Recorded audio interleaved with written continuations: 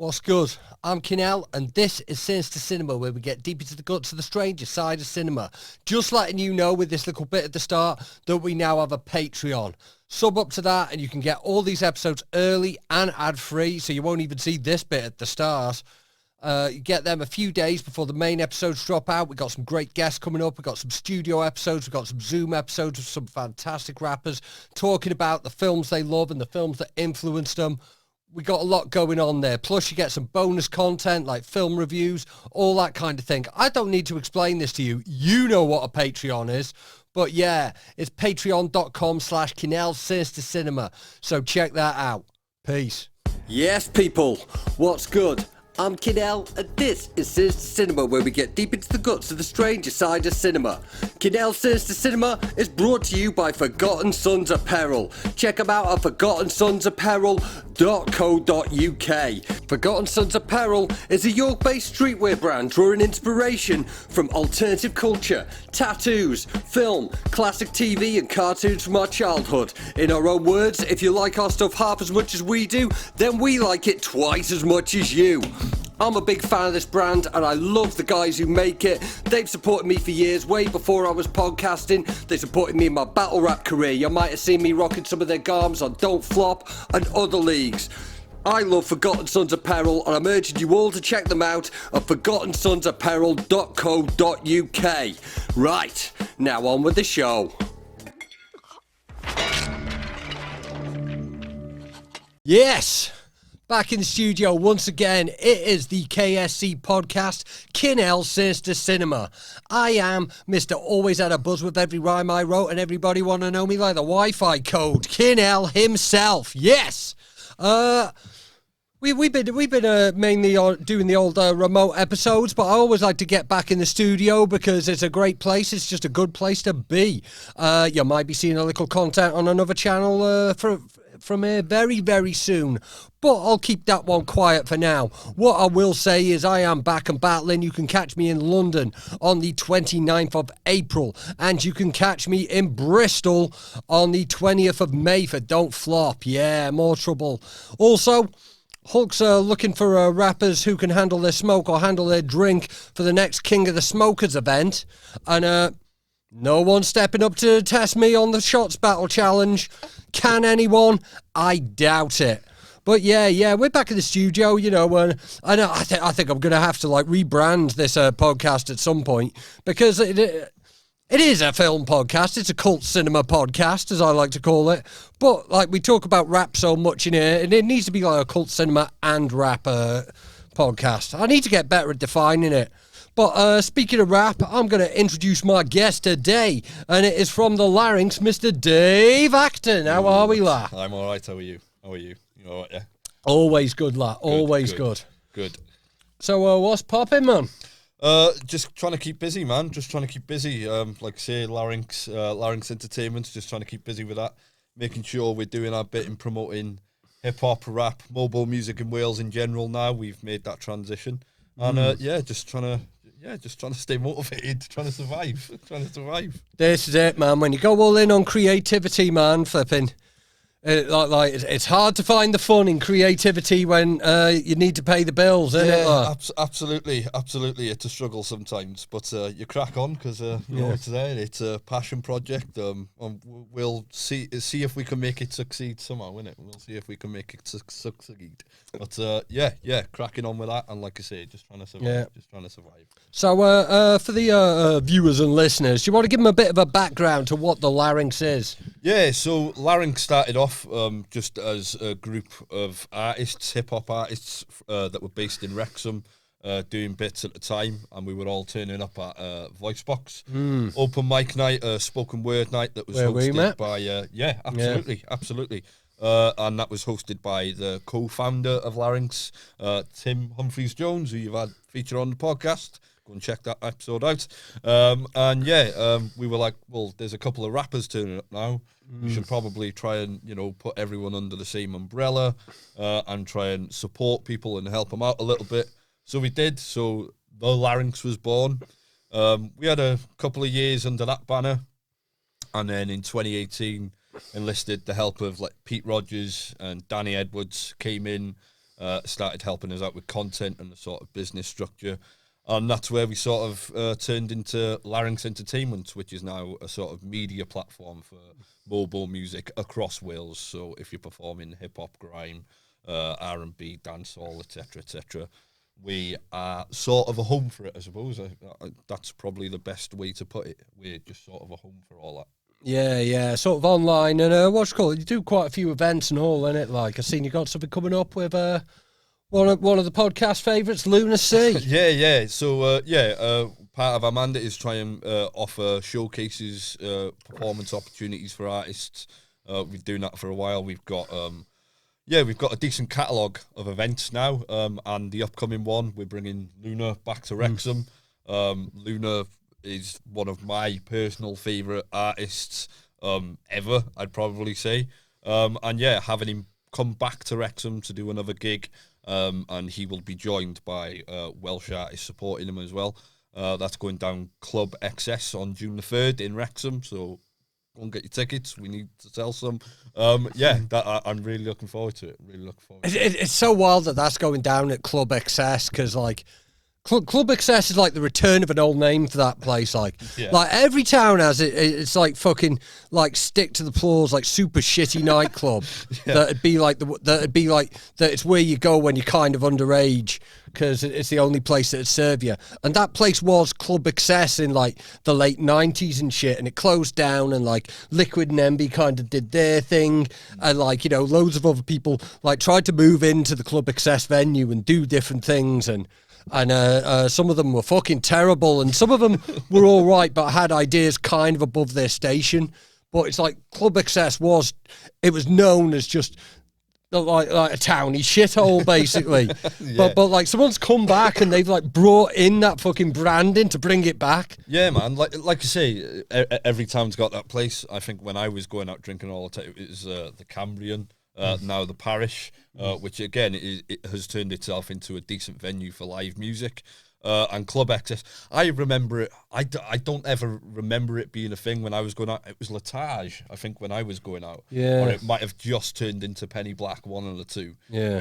I didn't frequent there, but we're building a good relationship with the people there. They're being extremely helpful to grassroots musicians and looking to bring in acts such as Lunacy from further afield. Yeah, they're doing good things, man, and it's a pleasure to be working with them to try and create a venue for everyone. By no means am I saying that no one else in Wrexham does that, but I mean, it's affordable to us at the moment, so you know, you've got to take what you can get. But no, they're really good people. It's a really good setup there. It's a good thing. It's a good thing. That's it, like, because, like, fucking, like, you need big names to get kind of anything popping in Wrexham, like, because I'm Wrexham diaspora, you know, fucking, you know, living over in Chester now, in Hambridge, fucking, and that's where we're located, and the studio also located in Chester. I don't get to go back to Wrexham much, but there's very few reasons to go back to Wrexham, like,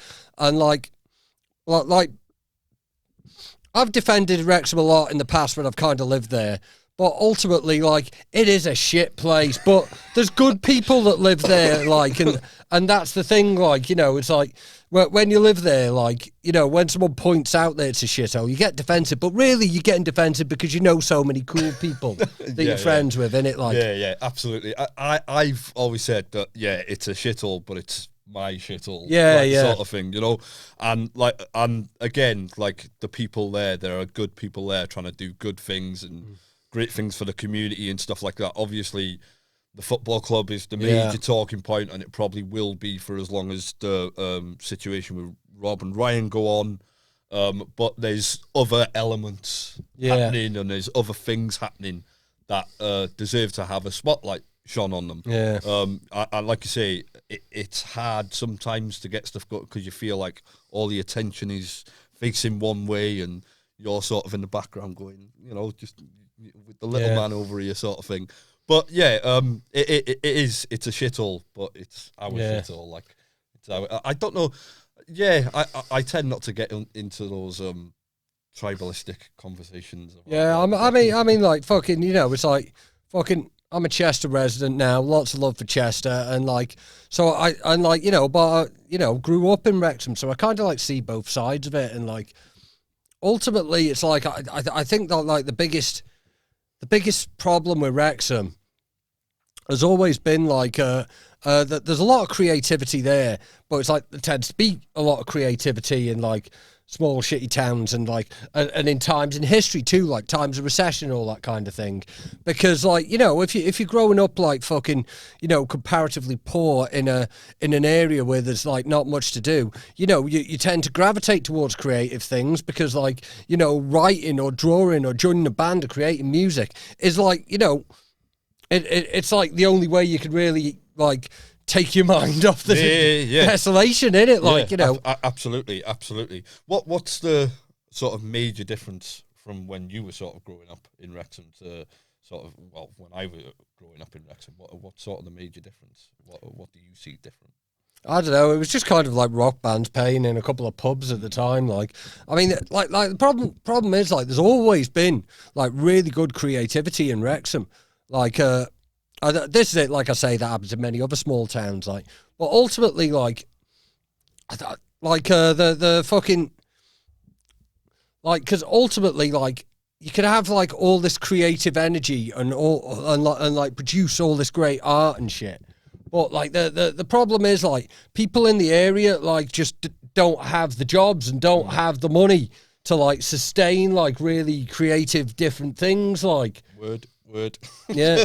Word. Yeah, absolutely. Yeah, and I think and that is again the same. I think there are so many creatives that are trying to do good things, but again, money's at the top and doesn't necessarily filter down the way you'd like to see it filter down. But yeah, we keep trying.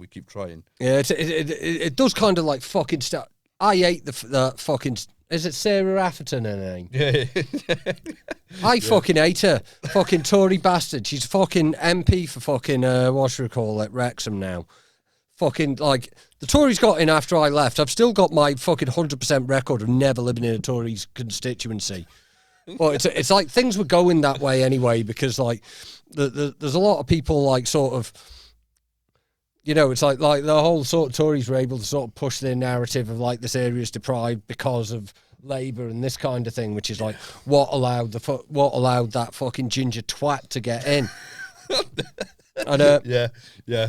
And I don't like it when I see her taking credit for like creative fucking things. Like, yeah, fucking when we were in T-Pub for something and she walked in and faced hell. Yeah. And in a way, sort of rightfully so. Like, say the credit that she's taken for the things that she's taken credit for, not just at creative level, but sort of, you know, like the whole nursing thing. And I'm not I haven't delved into it. I've got no interest in it whatsoever. But like I was a nurse and all that lot and blah blah blah during like COVID and what have you. Fuck off. Just fuck off. She's bad news. Well, this is it. Like, you know, she'll turn up for the photo opportunity and like fucking, you know, it's like the creative community in Wrexham. It's, you know, it's like a much more important part than like say the economic part or the like cultural part that fucking led to Wrexham gaining fucking city status. It's still the town as far as I'm concerned. It's up the shagging town, not up the shagging city. I haven't got a preference. Call it whatever you want to call it. I don't care. But she's out here taking credit for that. Like, but you know, it's like for all. You can't take credit for that because fucking you're the cunt who's the MP at the minute. And people still haven't got jobs. People still aren't earning money. And that's why you can't fucking like indie venues and like venues supporting more niche interests can't fucking stay running because people just don't have the money to support it. Yeah. There's lots of people who love that who love the shit. Like when we did Don't Flop here, we did it at Love Shack. Yeah. Which is, what should we call it? Sort of 90s hip-hop and R&B themed tiki/cocktail bar. Yeah. That's one of my favourite things. Can you imagine fucking opening a fucking 90s hip-hop and R&B themed fucking cocktail bar in fucking Wrexham? Like fucking, it'd be great, but it'd be out of fucking business for by the fucking summer. Yeah, because you're just not getting enough people who want to drink in a fucking 90s hip hop and R&B themed fucking tiki bar 100%. on a week by week basis. 100%. And like, you know, we say with like events and stuff like that, and it starts with having the audience there in the first place to buy tickets to go to. People haven't got the money to pay for events. Yeah, you know, we'll continue to put events on. But people haven't got the money to, pay to go to these events and stuff, and it's because there's not enough money in the area, and it's bollocks. It's bollocks. Yeah, man. Bollocks. But yeah, like I say, there's enough strong-willed people to, it won't matter who's in that chair. We'll continue to, persevere and try and create something and try and bring new things to the town. I said the other day, I think my hip-hop knowledge of Wrexham isn't ridiculous, but I think that Tinchy Strider is probably the biggest name in terms of hip-hop that's been in Wrexham. And then, obviously, we've had the likes of Goldie Looking Chain in Wrexham and stuff like that. But having an act like a credible act like Luna, who's currently, in my personal opinion, probably top 3 MCs in the UK. And just having him in the town, that's a big draw. Yeah, hopefully, because he's got enough of a name that like people who aren't big into their like fucking hip-hop know who he is. And like have an awareness that like it's worth paying fucking like £10 for a ticket or whatever. Yeah, absolutely. He had his most notable moments on Don't Flop. Battling on Don't Flop and gained some sort of notoriety off that. So people are going to be familiar with his name. Hopefully that turns into ticket sales. Hopefully, fingers crossed. This is it. Like I say, it's a movie podcast, but it's a movie / rap podcast. And I thought while you're on here, might as well shine some light on these issues and maybe fucking spread the word to some people who can fucking get down to these gigs and all. And take the opportunity. Because this is it. I think you were trying to start a kind of an open mic kind of thing at one point. Yeah, we were doing. So we've got several line of events, I suppose. So we've got live. They're all aptly named and creatively named LL because that's where we're based in Wrexham. Tim pointed that one out to me. But yeah, Larynx Live is just our showcases. Then we've got these big headliners, and then we do Linked as well. So Linked is sort of like our community sort of get together and invite people in who may have never had the chance to do anything before.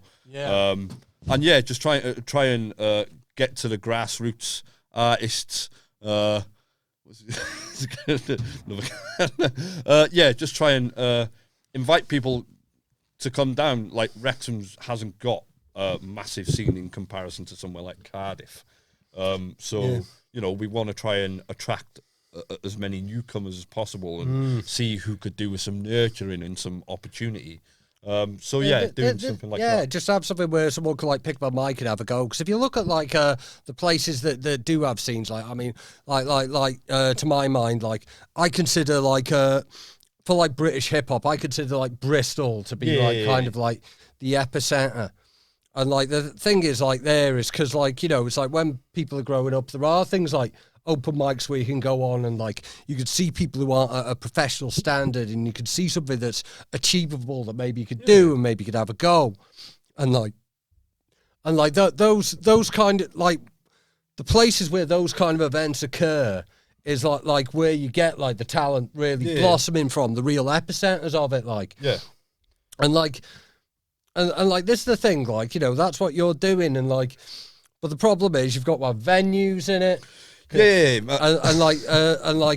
sort of keeping the venues interested, these events might not be the biggest earner, so some people think, oh no, we'll just have a fucking Spotify playlist playing fucking I don't know, N-Trance Set You Free all day or whatever. I love that track actually. Even if it turns out N-Trance, the fucking N-Trance guy who runs a fucking Twitter account's a proper right-wing maniac at this point. Yeah, but no, that's the thing, is having someone like XS take the jump and go, right, we'll do this with you, and because the lads that are currently operating in the Wrexham scene, or the artists that are currently operating in the Wrexham scene, like they've been granted opportunity before to perform to the public, but it's not necessarily been the best setting or, you know, best equipment. And God bless him, Pete Humphreys over at Yellow and Blue in Wrexham wants to champion that scene.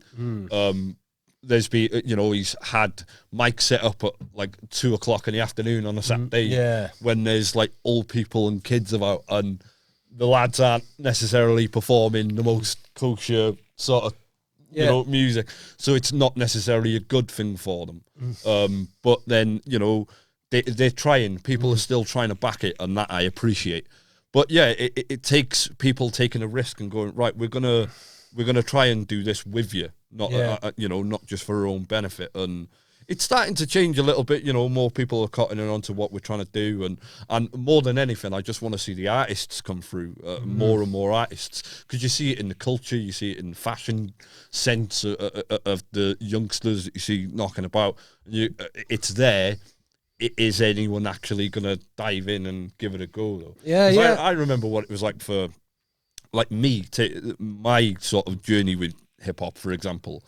I never sort of started doing anything because I didn't see anyone else doing it. So if I can expose the fact that people are doing it and, they, you know, they have opportunities to perform and they're writing and stuff like that, if I can do that to a new generation and it spawn a shitload of artists, sound, you know, I'm sound with that. But yeah, I think that's like what it was for some of us who were going to voice box at points. It was literally it for me, like, because fucking like my time on the mic beforehand is I'd what should we call it, like, you know, I was a drum and bass DJ, and I'd done a bit of MCing, bit of Kinell history for you. This, but it was like when like the fucking MC hadn't turned up, and we just needed someone for the other DJ to just like call for rewinds and shit. Like, and I'd wrote a little bar here and there, and like fucking, you know, it's like I used to live with a couple of guys, like I think. And what should we call it? And you know, sometimes we'd get pissed and try and freestyle and like fucking battle each other that way and that kind of thing. And we got like so we came from them, like, but like while I was in Wrexham, I never really had like what should we call it? Like much hip hop around me. It was like, you know, it was all rock clubs that would occasionally play a hip hop track or something like. You know, there wasn't really around like that, and like. When I got like more heavily into writing is like kind of around the time I like sort of bumped into Voice Box, and like sort of I started performing there, like, and I was basically like I was doing spoken word, but I was really just doing verses. And like fucking like after doing that for a bit, I got quite into that, and like I did a lot of poetry slams, and fucking like the thing is, and like. The judging system was off to me, because like you could fucking you could like turn up to 2 poetry slams with the same thing and finish dead last and win the whole thing with the same set, like, and that never really sat right with me, like, and I was influenced by battling and punchlines anyway, so like fucking like we did that voice box gig with down in Nottingham, and that's what led to me fucking try out on Clash Money, and obviously like fucking number 8 most fucking active UK battle rapper of all time now. So it's been one of them, but it's but like performing with just a mic, like what should we call it, and that wasn't at a drum and bass night, all started with Voice Box, innit? Like Voice Box spawned a lot of. Well, it with Larynx especially, it's its birthplace, but it spawned a lot of activity, and I think some of the people are now currently active in town and stuff. That is definitely where they all started, you know, finding their feet. Absolutely, and that stands for me too. Like say hip hop, when I was in school and what have you, like it was. Like people listen to it, but like I remember like Blackout Crew were like the fucking thing, and all that shit. And like I was never a fan. I was like one track, and I still am in a way. I'm still very one track minded, and you know, hip hop is the go to. Grime, like I didn't start properly getting into grime until I started Larynx. And it is the same with drill. So like Raz Kid. Is probably the reason that I like grime the way I like grime now, listening to him. And then a guy from Swansea, Marino, doing drill and doing it in a way that, sat right with me. Those guys are the reasons that I've sort of taken to it as I have. But yeah, hip hop was always the thing in school, man. Like rap, I couldn't get enough of it. I'd spend hours on like fucking LimeWire, trying to and downloading the dodgiest shit to find any new hip hop music that I could get hold of. And I think I was more into mainstream hip hop, like in my teens and stuff like that. Like what kind of year are we talking about? So, like 2005, 6, 7, that sort of thing. Yeah, fucking like around that time, mainstream fucking hip hop was fucking amazing.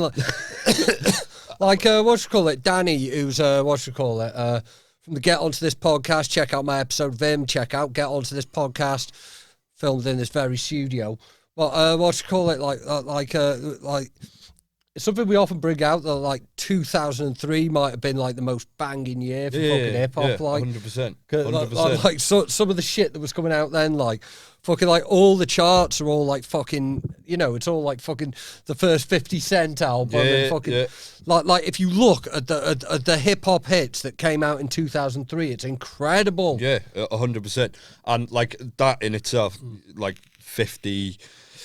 Eminem, D12, Obi Trice. That first Obi Trice album is absolutely phenomenal from start to finish, and those were my years, man. And then I listened to some. I look back now. Soulja Boy's debut was one of the first albums I ever bought with my own earned money, and I think back and I'm like, why the fuck did I do that?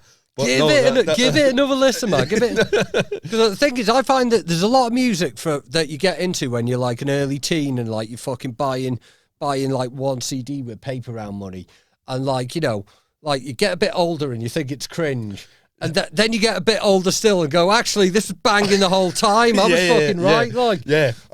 I've been rediscovering some fucking new metal stuff lately. Like I was like, fucking right, this stuff fucking rocks. Yeah, I might have to give it another spin. The first album I ever bought was Beg for Mercy, G-Unit, their debut, and that still holds high in my rankings. That like a quality stuff. Fucking yeah, man. Fucking. Who's your favourite G-Unit member? I'll tell you what, we'll exclude 50. We'll exclude, we'll exclude 50 for because fucking, like, you can't sort of debate his catalogue. Yeah. So we'll exclude 50, favourite G-Unit member. Go Banks. Yeah, me too, I'm both. Mixtape series is, like, mental. Yeah. Absolutely mental. And then, like... he's been a little bit hit and miss with his actual albums. Not to say he's got a lot anyway, but like that Hunger for More was like phenomenal. I'd go Banks, and his rapping skill is arguably better than whoever else was in G-Unit at the time. Fucking he had the multis, didn't he? Like? Yeah, 100%. And like Yayo, I never really rated Yale. Buck was decent, but Banks all day for me, I think. Yeah, it's fucking mad because like Banks has fucking like kept the same style over all his mixtapes for like the fucking like the whole time he's been going, he's been like multis over like fucking like hard boom bap, and he's kept with the style so long that we hit the Griselda era and fucking the Conway era and all this, and now it's just back. He can run that again. But I remember like some of his stuff with like Arab music and stuff like that, just absolute banger after banger on those mixtapes. I'd quite easily go Banks. Banks. Yeah, fucking, and it's just a good era, like, and fucking, the top, like mixtape Cassidy, fucking album Cassidy, not so much, but mixtape Cassidy, 100%. I'm back listening to those old freestyles because obviously he had his like battle rap comeback, didn't he? Like, and because like he beat Diz, but that was like fuckeries, and then he was away for ages. Then we had the whole Bars is Back era, and fucking like Good stuck him in a fucking bin bag and fucking I can't remember who else was, but fucking like his last one was Holler, and he buried Holler like he buried Holler and fucking and like greatest face off of all time Yeah. Do you think there's any, like, Cassidy's a good one? Banks is probably another one that I'd probably like to see battle. But is there any rapper, like, sort of current day rappers that you sort of go, they should probably do a battle? Well, it's the very obvious answer because, like, you know, it's been postponed, but apparently it was going to happen. But Crooked Eye. Yeah. That makes sense. I don't know. I remember the Joe Budden shit. Yeah. Thought, this shit. Don't want to see that happen again. Yeah. But then Crooked's a decent shout, to be fair. Royce is probably another decent one for me. I think I'd like to see Royce. There's a couple that I'd like to see get in there just to see him get washed. I think someone like Logic. Logic. I'd like to see him get. I'm in the Logic haters club. Fucking, I am like fucking. Er's been tweeting about it a lot, and some people have been furious. Said, like, fucking on Twitter recently, like, with most people that like, you know, get loads of hate, but you can kind of see that they can rap, even if it's someone like Machine Gun Kelly. Yeah. But like fucking, what the fuck is Logic like? But the problem is, like, I spent so long taking the piss out of that fucking, like, his 1-800 suicide. Right. Okay. Yeah. Who can relate? Woo! Like, fuck it. I spent so long taking the piss out of it that fucking, like, just that intro, like, I've even, like, used it on memes, like, and shit, like, and like, the shittest thing he did, I like, have a kind of, like, soft spot in my head. I wish I should put it on there, and, like, if someone says something sad, I'll just hit that little button. Fucking hell. You would have been pressing through it if it was me. But anyway, Logic, I'd like to see him get absolutely trounced in the battle. Someone like Joyner as well. Someone like Joyner Lucas. I reckon he'd be up for a battle, but I reckon he'd get absolutely rinsed. He'd do a fucking, like, what should we call it, concept track from the fucking point of view of his opponent. Yeah, fair enough. Yeah. But yeah, I don't know, because I've got this thing with, like, battle rap, like, specifically recently, and I keep relaying it to people, because I've started working in, like, different groups of people and sort of the younger generation now. Yeah. And I maintain that some battle rappers are modern day Shakespeare's. Like, absolutely. Shakespeare couldn't multi-man. We're smoking him. Well, they're an evolution of Shakespeare then. Absolutely, because I don't think there's any form of creative writing that is more creative than battle rap at the moment, in my personal opinion. Like any form of writing, really. Yeah, 100%. I think that, battling's just top tier writing. Yeah. Like, absolutely. I don't think, That's like why I've sort of like started gravitating to a lot of, like, you know, kind of like trappy stuff and like fucking hip hop, like, you know, fucking like future type stuff and fucking like, you know, a lot of people have like, I find a lot of like old school like super boom bap heads like fucking hate, like, you know, mumble rap. I don't even particularly like the term mumble rap, but like I really like it. The reason is because, like, I've just been around so much battle rap that, like, fucking I could pick up my phone and, like, I'll produce you, like, fucking, you know, what should I call it? I could just, like, set up a group chat right now with fucking 10 people that have, like, better bars than fucking, like, you know, so some of the most lyric heavy hip hop of all time, which is in turn the most lyric heavy music of all time. Yeah. Like, that's just from, like, you know, people I know. So, like, I don't need that from my music as much anymore. Like, being in battle rap as like almost like kind of like killed off my nerdy requirement to have like super technical lyrics. Do you find that when you listen to music, you're looking for punchlines? Yeah, because I find that I'm looking for lyrical stuff, and I evidently listen to the wrong stuff sometimes. Yeah, but like, I need that balance of easy listening as well.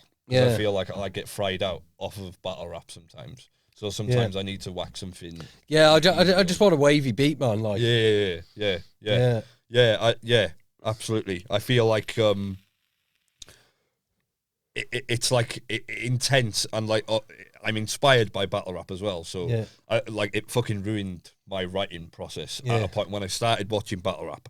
It ruined my entire process because I was like, so this is what these are what lyrics and bars are.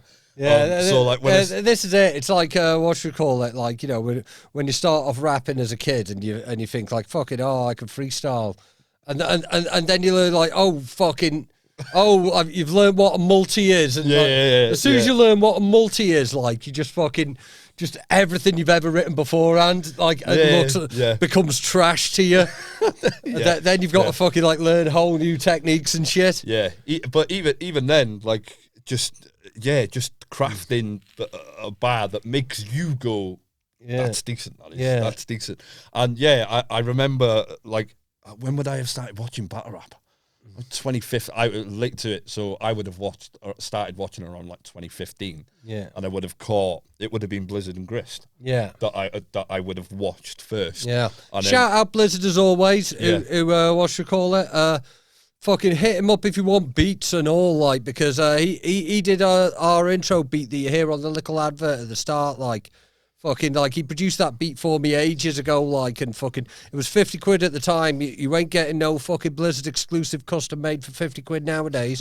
And quite rightly so, because he does the greatest work, man. Animal. Get back to me as well. You've got a message off me. Get back to me. But, and then from there, I'm just, like, it started getting into stuff like Ilmac. Thesaurus, Luna, and then like that era of Don't Flop with like Shocks is going, Soul's going, and I'm like, fucking hell, like I can't compete, like, but yeah, that absolutely changed the way that I write lyrics and what I look for in a decent bar. This is it, like, fucking, like, this is why, like, you know, we go back to it's important to have events and things, like, because, like, fucking the difference between, like, fucking the difference between, like, hip hop and fucking anything involving rap compared to any other, like, genre of music is it's the one that's competitive. Mm-hmm. You know, like, fucking, like, even if you're not battling, you're fucking, like, trying to be, like, the fucking, like, you're trying to have the hottest bars in your area and all this. Like, you know, you're trying to be the big man in the area, and then fucking when you become the big man in the area, you've got to start dealing with other areas and that. It's a competitive genre, so that's why it's important to have these little communities, because the best stuff comes from people trying to one-up each other. Like, even not even battling, trying to one-up each other. Yeah, absolutely. Friendly competition is absolutely healthy, and it's needed 100% to get the best out of people. For people to realize their potential, you need to be challenged.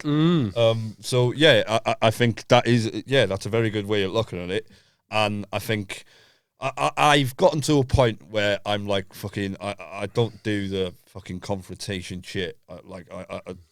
I'm not for all of it, but like in terms of healthy competition and trying to outdo one each other just to see how, you know, who goes where, sort of thing, I'm all for that. That. That's it. Like, you know, even if you just like writing a track with someone else, like, you want the best bars on the track, don't you? And that's natural. If you're on a feature verse with someone, you probably do want to go, right, I'm going to have the 16 is going to be fucking, you're not going to be able to touch it. But again, that is only going to push the other person, and then you're going to end up with two fucking something better than either of you could have done on your own. Yeah, 100%. Yeah, 100%. I don't reckon, like you know, like fucking in the folk scene, there's like fucking like singer-songwriters with the guitar going. I am going to fuck this little twingy bit up, like, and then I'm going to fucking sing about fucking rabbits or whatever folk singers do. Right? I'm gonna fucking sing about better rabbits than this cunt. And then it goes wild after. It turns into a WWE match. Someone gets smashed with a guitar or something. Yeah, I want to see that night happen. I want to see that night happen. Yeah. I don't know. Maybe it does. Like fucking like. I wonder if it gets like that in like fucking like what like probably doesn't nowadays, but like back in the day with like country and that, because like some of those like country singers were like fucking wild, wild. They're all fucking like criminals, like fucking all like fucking cranked up on like fucking trucker speed and fucking moonshine. Yeah, maybe we were just going to the wrong nights all those times. But yeah, man, like I say, healthy competition's a good thing, and people wanting to push each other unintentionally almost, and doing that sort of one-upsmanship. That's good. Just don't let it spill over into anything more. Like, it's fucking stupid. It's fucking stupid. Yeah, I think like some people kind of like get the wrong idea with that kind of thing, and it feels like kind of a like appropriation in some way, because like when we were growing up, like the rap beefs that would make the news were the ones that were actually like fucking like really serious, like the East Coast versus West Coast, but that was like fucking like. It wasn't fucking like what should we call it, like rap beefs that were spilling over into real life. It was like fucking actual like beef between like gangs and like people on the coast that were spilling over into rap. Yeah. Well, when I look at it from a sort of Wales perspective, which is how I look at things all the time, really, there's no one outside looking in to make it a big enough deal. Yeah, like the only people that are watching that stuff are the people that are on your friends list on Facebook or something, and for the most part, looking for drama to further stoke that fire. Yeah.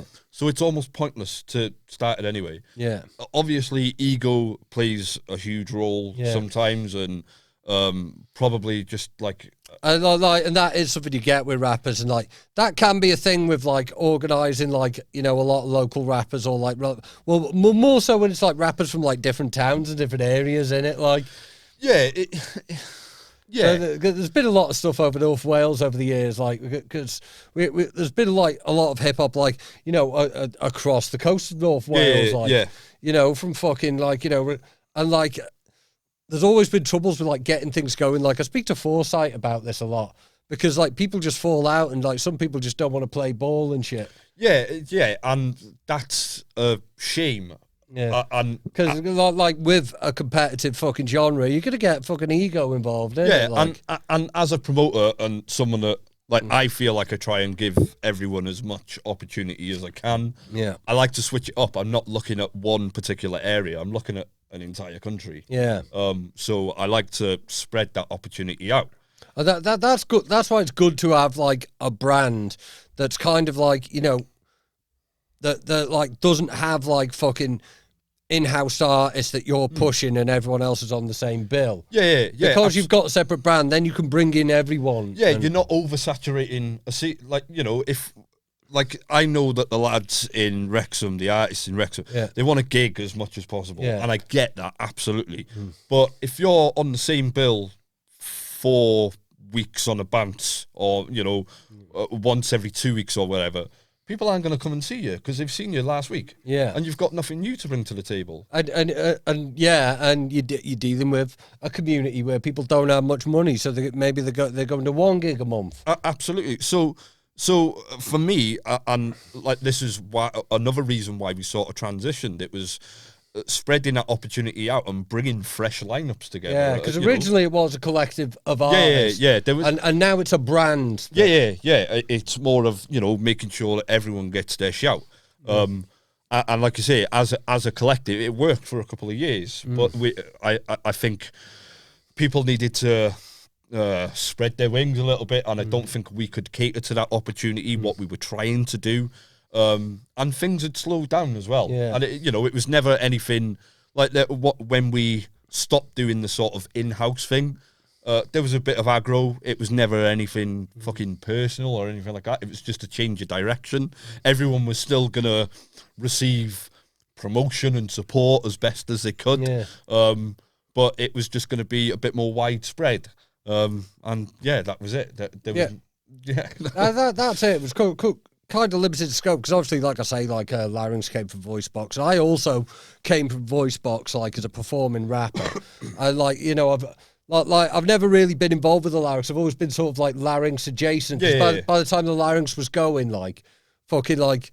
I was performing like most weeks, but outside of Wrexham because of battling, like. So, like, fucking, I couldn't really do the local thing, like, which is, what Larynx was focused on at the same time. Yeah. You were at that point where you were breaking through, I suppose. In a well, scope. Yeah, it was battle rap rather than hip hop, but like it's like fucking. But like I say, we would. I try and champion absolutely everyone because I think there are legitimate artists in the country from top to bottom, Wrexham to Cardiff, Bangor to Barry. I think there's artists across the country that deserve to be shouted about. And I've always been of the opinion that once one breaks through, it might open the floodgates a bit. I don't know whether that'll happen. Maybe not. But I genuinely believe. But at least then, fucking like it becomes a thing because, like we said, like you can only really get people like in like if you're dealing with these small towns, like if you're dealing with these like communities where people don't have much money. As we said, you need the big names, you need the currency to get the name in. So like if someone breaks through and you've got a homegrown big name, 100%. You look at like what Local's doing at the moment. Local's been on tour with Bad Boy Chiller Crew and stuff like that. He's doing bits. Mr. Great last year went out to South by Southwest. There are people achieving massive things. And the way I look at it, like the people at the grassroots level, myself included in that, they're trying to put on these events and they're trying to showcase these artists.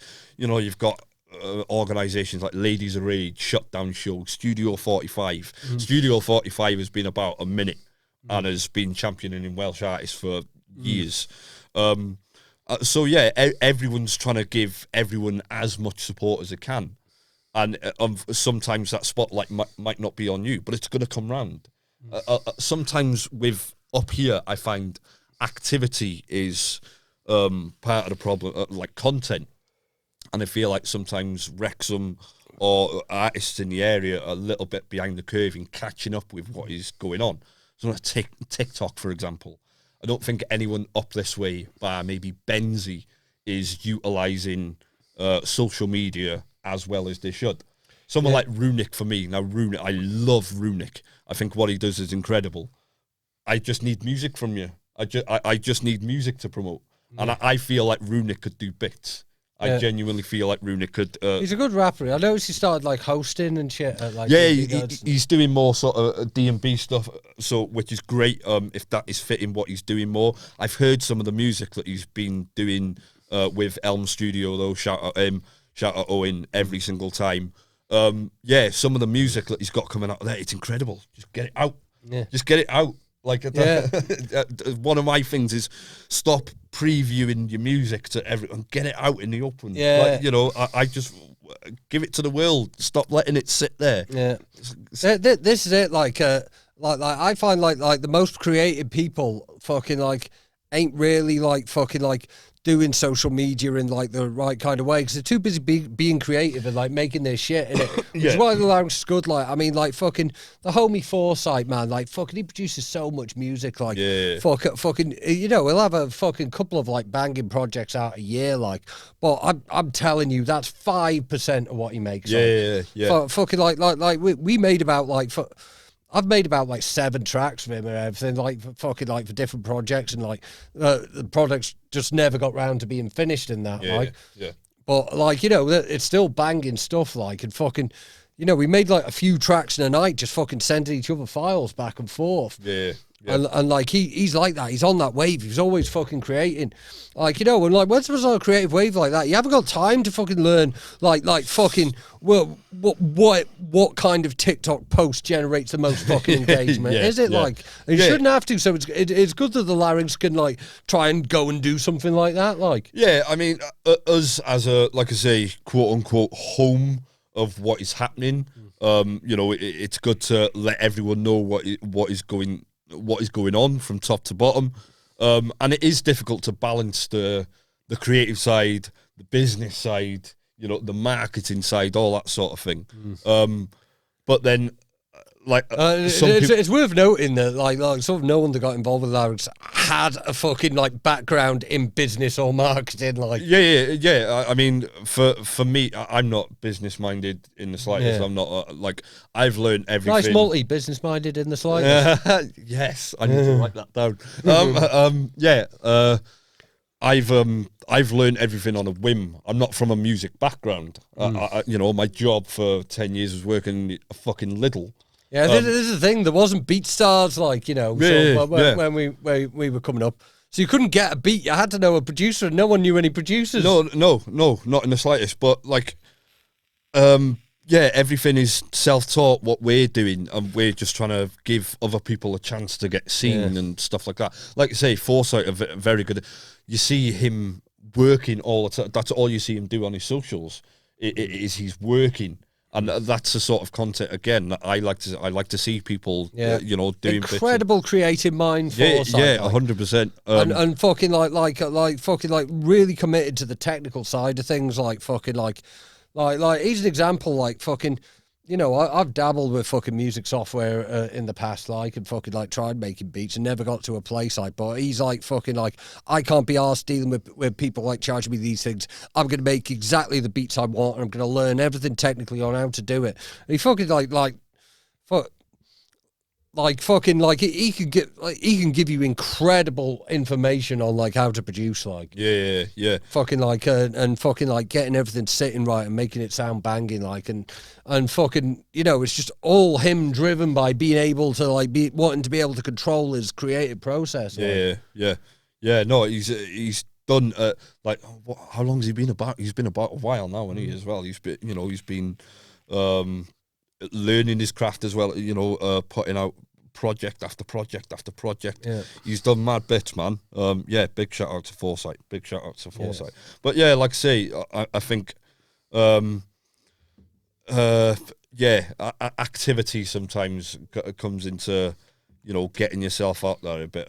You want to get known, but you're not going to get known by just posting previews of your music to Instagram every other couple of weeks. Yeah, fucking those kind of posts, they kind of make you feel good when you do them, because you get loads of likes, but they're loads of likes from the people who already know you. They're already your mates, and no one's really blown up off a fucking preview of a track that's coming out. It's good to have a friendship circle that is supportive. Yeah, but that'll probably be your post that gets the most likes out of any other pick you post. Yeah. Or any other little reel you post. But the world needs to hear what you're doing. If you want to be a musician, the world needs to hear it. So get it out there to the world. That that's one of my sort of pet peeves, I suppose, is get your music out. And I'm a massive hypocrite for saying that as well, because fucking hell. You never get your music out, you daft cunt. No, I know.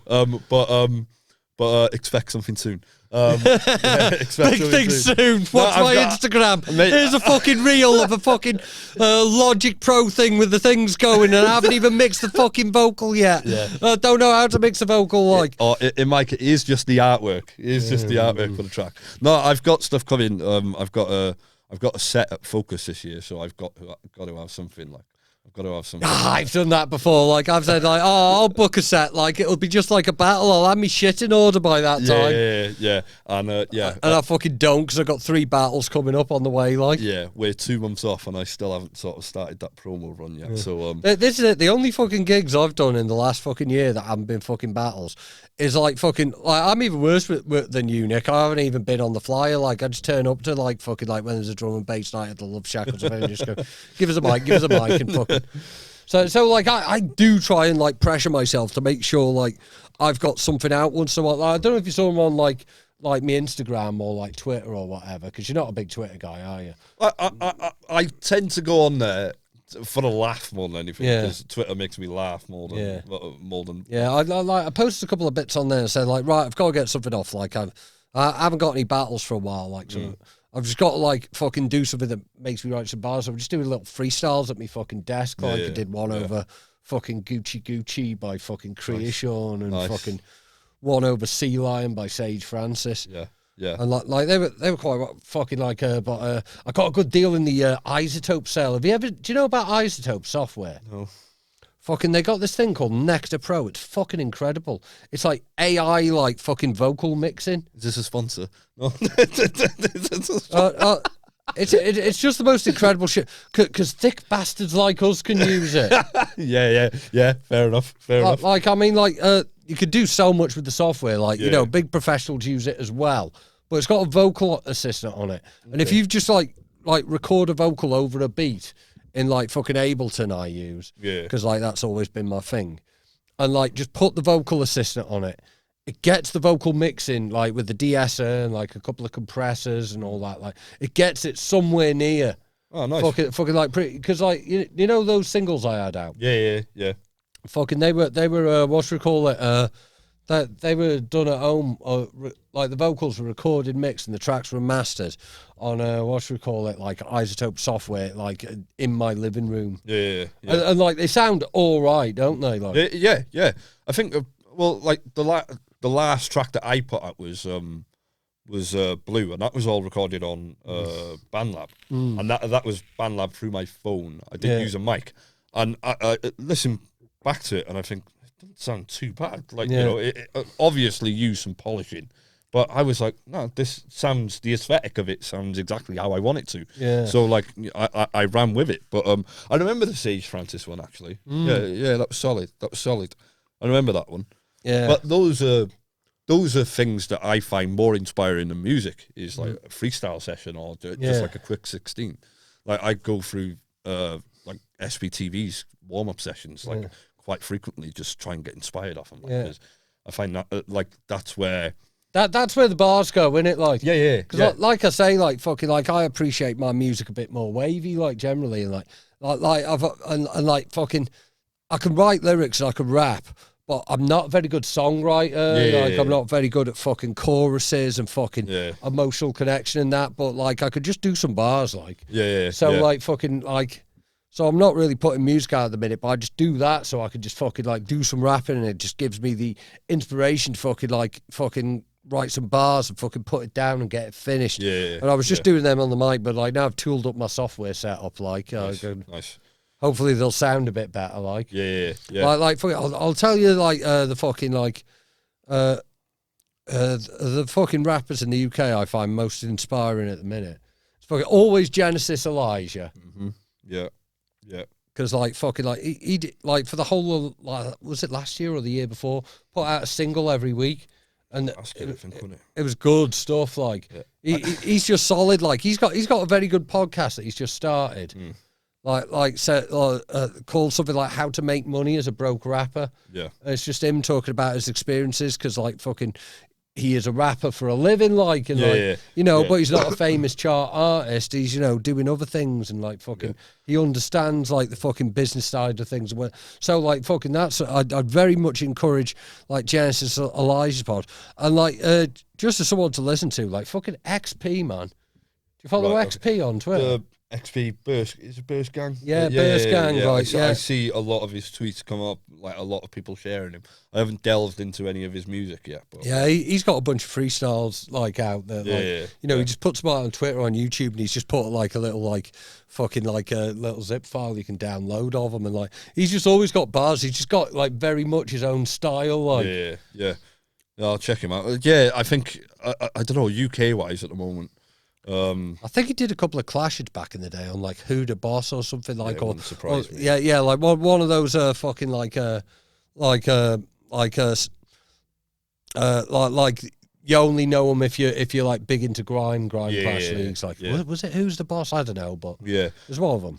I think UK wise, like I've got this like weird, or over the last year or so, developed this weird method of like listening to sort of big releases at like the end of the year, because I'm too busy looking at like Wales, covering this music, so I never really get a chance to listen to projects like that. And then I got to the end of last year, and I was like, right, I'm gonna listen to all these projects. So like I came out. So you've just got a solid December, just like fucking listen to everything, loads of new music. So like Code You Radical. Oh, really, fuck me. Album of last year for me. That's really... Well, Reason to Smile. Album of last year for me. A toss-up between that and Little Sims right at the end of the year. It was like absolutely solid. Loyal Kana, big Loyal Kana fan.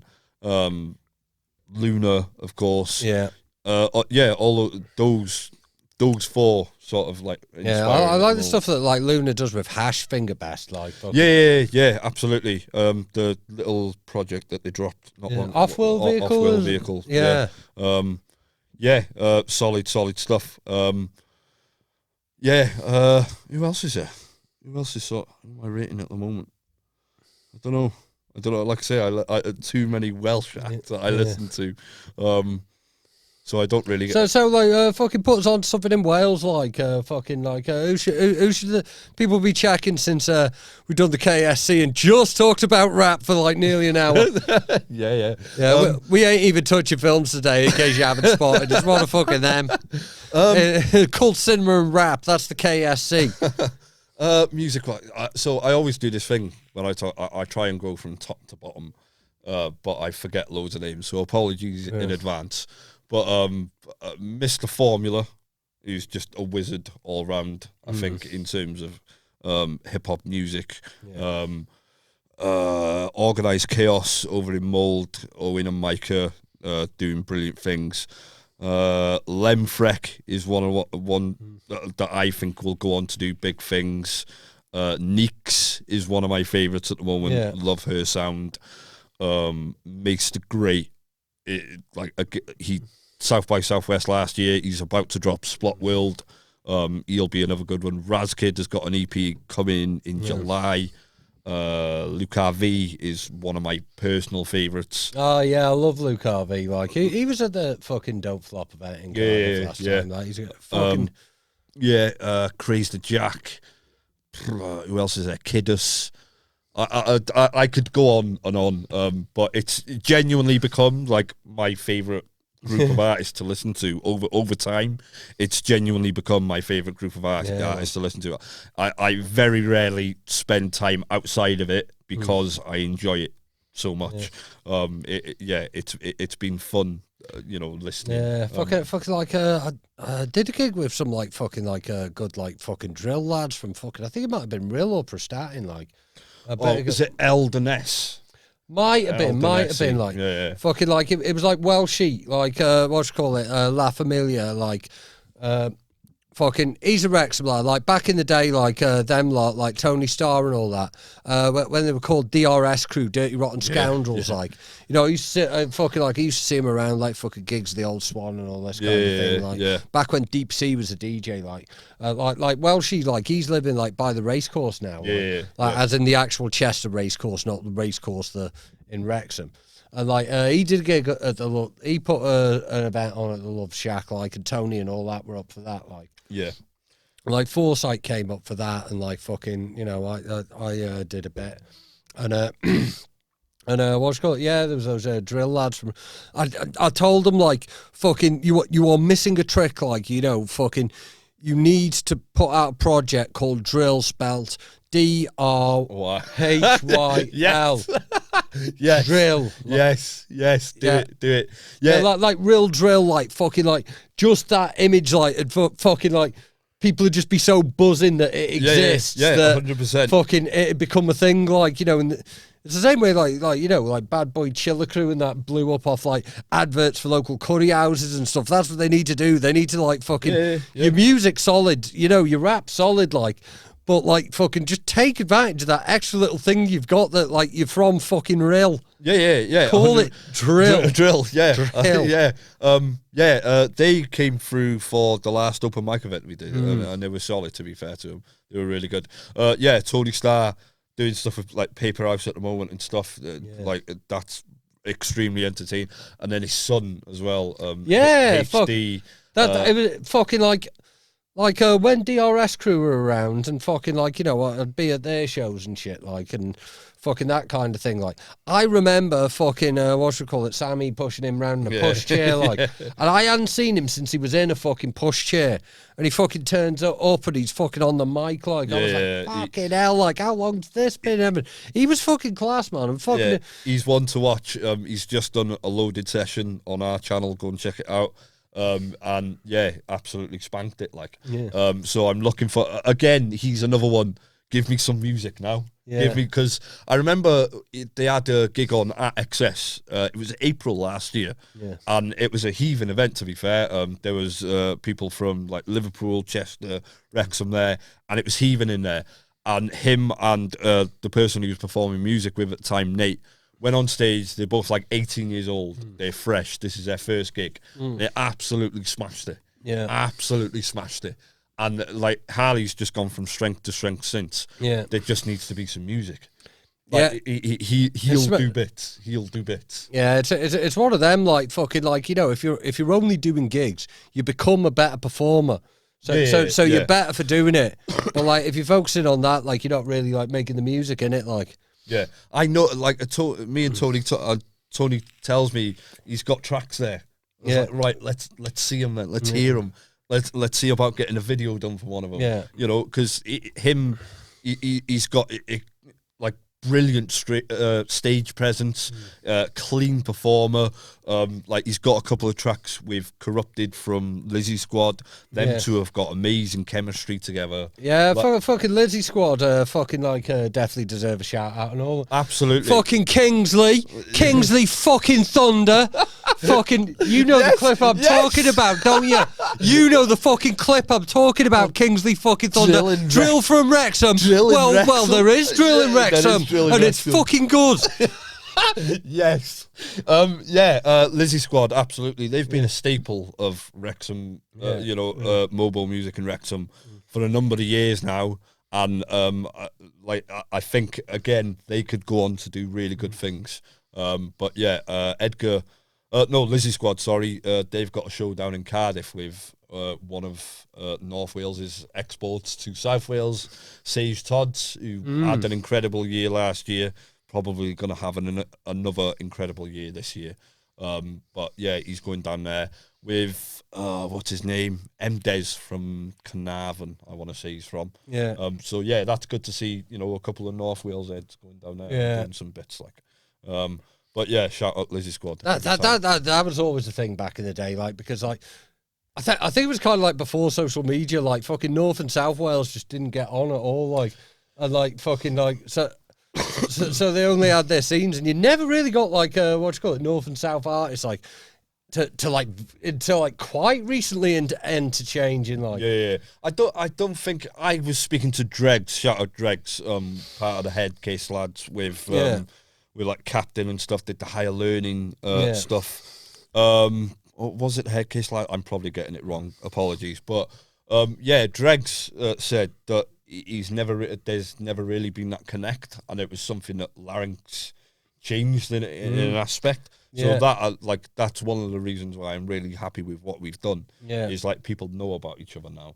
You know, which is good, and we always try and make sure that we're taking lads down there or artists down there or artists from there up here. Like Fig, who's from Cardiff, he'll be on the Lunacy gig. And Fig had one of the tracks of the year last year with Diesel. Incredible track, incredible album as well. So yeah, it's part of our things, is making sure that we can try and get people in it. When we did Focus, I do remember that being like fucking like such a thing, like fucking like when I was starting out as a battle rapper, I was trying to get like fucking gigs on like I can't remember if it wasn't Epic Bars, it was the one after that. It might have been Prime Cuts. Trying to get fucking like gigs in Cardiff, and I fucking couldn't. I was fucking like I'd fucking battled in America like fucking like twice before I fucking did a battle in Cardiff. Yeah. I want to see Prime Cuts or an iteration of a battle league in Wales. I don't know whether the talent pool is there. I don't think people want to get into battling like that. I don't know whether the interest is there, but I'd like to see something like Prime Cuts back. Fucking like that. That's something I like. You know, I think that like Larynx and fucking like, you know, because obviously Don't Flop got a gig in Cardiff coming up in September, which is a long time away, and fucking, I reckon that's fucking like time enough. Like, you know, that if people want to like really test their lyricism, you know, you know, you can be putting the word out. I'm like, maybe we could see some like tryouts, maybe we could see some like amazing talent come through into the battle world. I'd like to see it happen personally. Like I say, big battle rap fan, big Welsh rap fan. So let me know if you want to battle in Wales, innit? Let me know, and we'll try and facilitate that.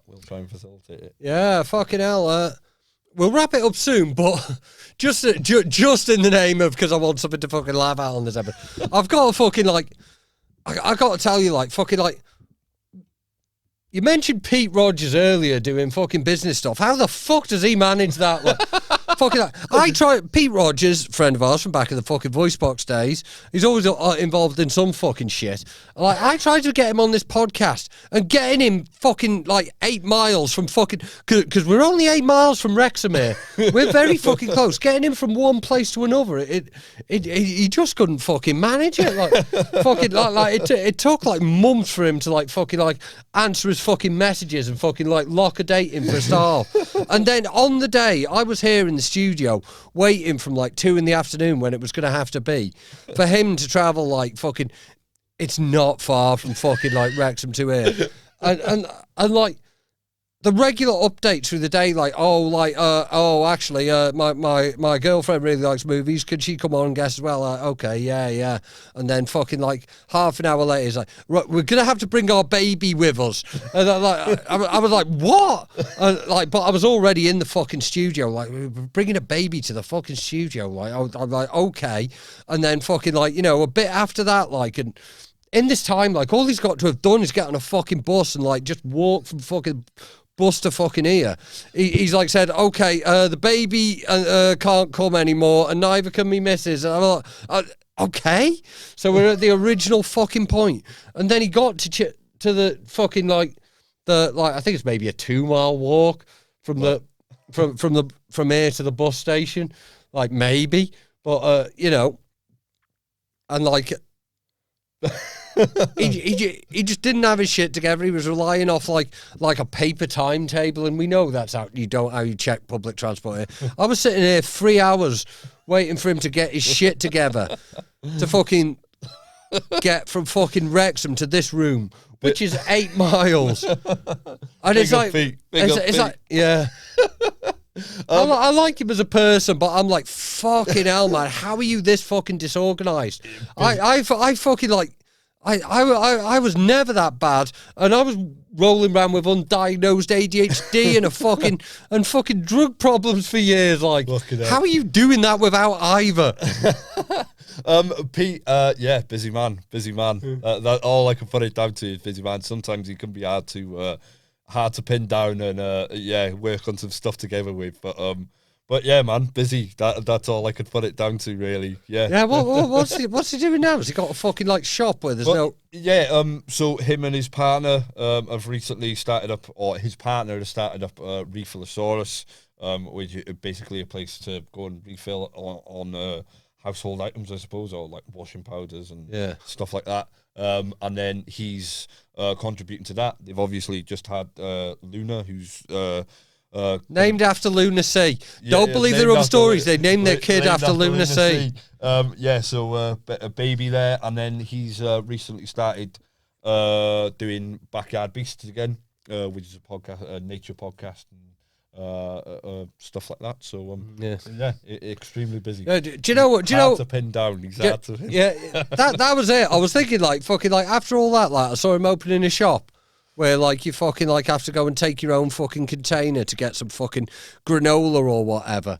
And like I was thinking, did they mean to do that, or has Pete just tried to open a shop and he thought, oh, I'm getting a really good deal on these wholesale, and he just got the versions that didn't have fucking boxes with them. Like, I was honestly fucking wondering that. Like, you know, it's like fucking like He's in quite a chaotic way of fucking being for a man running a business. Like, no, he's a heart in the right place, heart of gold, fingers in a lot of pots, trying to help a lot of people. Yeah. And sometimes probably tries to do a bit much. And he's actually slowed up, which I'm glad he has done. For his own benefit. But yeah, hopefully catch him again at some point. But yeah, I like you say, creatives in it, trying to track down creatives and pin them down to do something. It can be a difficult subject. That's the thing though. It's like you know, it's like fucking like I haven't spoke to Pete in person for ages because he couldn't get his arse in. But it's like fucking like I like the guy. I do kind of worry for him. Like, you know, I just think, how are you going through life like this, man? Like, fucking normally, like, fucking, like, when someone has a life like that, they're on fucking drugs, and you can just tell them, like, just stop taking so much drugs, like. Yeah. But he's doing that sober. Yeah. I'm like, what are you fucking doing? You running a fucking shop? You you're raising a child, and fucking neither of you have got a fucking car. Like, you're trying to raise a child on public transport in fucking Wrexham, and you can't get 8 miles from one place to the other. Jesus. Yeah. You know, it's like I worry about him. He's he's all right, Pete. He's all right. He's like I say, just busy and parenting, man. Parenting. Parenting will do that to you. I can sing off that hymn sheet. Absolutely. Parenting, job, no means of transport other than public transport or lifts from your mates. Yeah. Shout out Tim. Always shout out Tim. Dead quick though. So film innit. Okay. Shoot, we'll just do one film question, then box this off quite quick. Question. What's your favourite horror film? I haven't got one. I don't watch horrors. This has been Kinell Sinister Cinema. Thank you very much. Catch you next week. Safe.